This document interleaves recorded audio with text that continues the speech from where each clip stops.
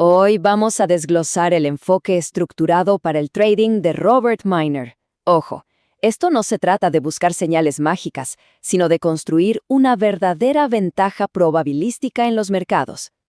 Esta es la pregunta del millón, ¿no? Tenemos acceso a plataformas increíbles, a datos en tiempo real, a miles de estrategias, y aún así, las estadísticas de fracaso siguen por las nubes. Claramente, hay algo que no está funcionando. Y aquí es donde está el primer gran error de concepto. Muchos creen que el problema es la herramienta, que necesitan un indicador nuevo, una estrategia secreta, pero el problema real es otro. Es no tener un marco para saber cuándo las probabilidades están a favor. Es una trampa en la que es muy fácil caer. Uno piensa, si agrego otro oscilador y 2 medias móviles más, mis entradas serán perfectas. Pero ¿qué pasa en realidad? Más ruido, más confusión y al final una parálisis por análisis que nos impide ver lo que de verdad importa. Entonces, si la solución no es agregar más y más cosas, ¿cuál es? La propuesta de Robert Miner es simple pero muy potente. Dice que una operación de alta probabilidad no depende de una sola señal, sino de la confluencia de 4 factores. Este número, el 4, es el núcleo de todo su sistema. Esta frase lo resume todo. Una señal aislada, por sí sola, no significa mucho. Es solo ruido. La verdadera oportunidad, la estructura del mercado, aparece cuando 4 elementos distintos apuntan en la misma dirección. Ahí, y solo ahí, es donde está la ventaja. Y estos son los 4 pilares. Primero, el momentum, que nos dice cuál es la dirección de la fuerza principal. Segundo, el patrón, para entender en qué fase está el mercado. Tercero, el precio, para proyectar a dónde podría llegar. Y por último, el tiempo, el factor que casi todos olvidan. Vamos a ver cada uno en detalle. Muy bien, empecemos por el principio, el momentum. Antes de pensar en cualquier operación, la primera pregunta siempre debe ser, ¿hacia dónde va la corriente principal del mercado? Para responder esa pregunta, Miner usa el análisis de múltiples marcos temporales. La lógica es muy sencilla. Se mira un gráfico de tiempo mayor, como el diario o el semanal, para ver la tendencia principal. Y luego se baja a un gráfico más pequeño, de 4 horas o 1 hora, para buscar una entrada que vaya en la misma dirección. Solo con este filtro ya eliminamos muchísimas operaciones malas. Esta es una regla de oro. Así de simple. Si el gráfico semanal dice que la tendencia es alcista, pero el de 1 hora dice que es bajista, pues no hay acuerdo. No hay claridad, y en ese caso, la mejor operación es ninguna, simplemente esperar.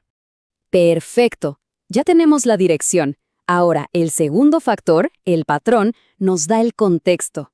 Nos ayuda a saber si este movimiento es un impulso con fuerza o si es solo una corrección lateral sin rumbo claro. Aquí Miner simplifica la famosa teoría de ondas de Elliott a una sola pregunta. ¿Esto es tendencia o es corrección? Y la clave para diferenciarlas es visual, el solapamiento. Los impulsos son movimientos limpios, directos.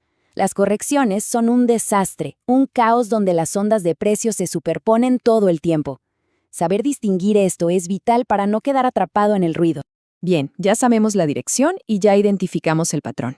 La siguiente pregunta es, ¿hasta dónde es probable que llegue este movimiento? Aquí es donde pasamos de observar a proyectar números concretos. Y esto va mucho más allá de trazar una simple línea de soporte o resistencia. Usando relaciones de Fibonacci, se proyectan zonas de confluencia de precios. ¿Qué es esto? Son áreas donde varios cálculos matemáticos coinciden, creando una especie de imán donde es muy probable que el precio se detenga o gire. Esta idea lo cambia todo. Dejamos de reaccionar a un precio que se mueve y empezamos a planificar.